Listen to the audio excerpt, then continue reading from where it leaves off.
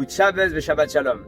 Une petite histoire avant Shabbat Bezrat Hashem sur le Rabbi Rayatz. Une fois le Rabbi Rayatz il se retrouve dans la ville d'Odessa et il prend les chassidim qui sont dans la ville en entretien privé. Donc chaque chassid vient et raconte un petit peu la vie qui se passe à Odessa. Et un des chassids y rentre et le Rabbi Rayatz lui dit alors comment se trouve la place du judaïsme dans cette ville. Et là il commence à lui raconter Baruch Hashem, que Dieu soit loué, que Dieu soit béni. On a tout ce qu'il faut.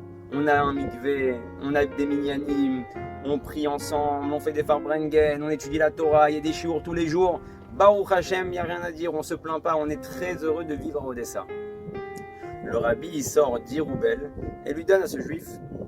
Quand ce juif sort de l'entretien privé, il rencontre un ami à lui. Il lui dit alors comment s'est passé ton entretien avec le rabbi. Il dit bah voilà, j'ai expliqué au rabbi que c'est le top Odessa et il m'a donné 10 roubles.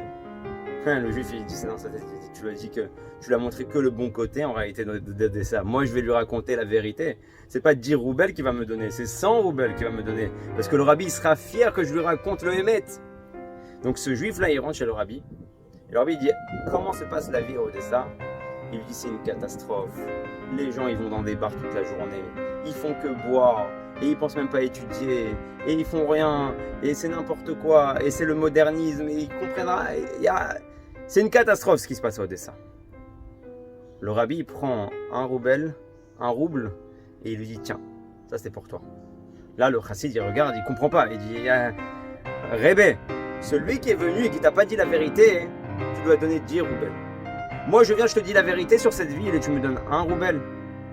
Et le rabbi lui répond une phrase extraordinaire. Il dit, il y a le Odessa d'en haut et il y a le Odessa d'en bas. Et toi, tu te retrouves dans le Odessa d'en bas. Lui, il se retrouve dans le Odessa d'en haut. Et Odessa d'en haut, il voit les bonnes choses. En réalité, cette histoire, elle nous apprend quoi?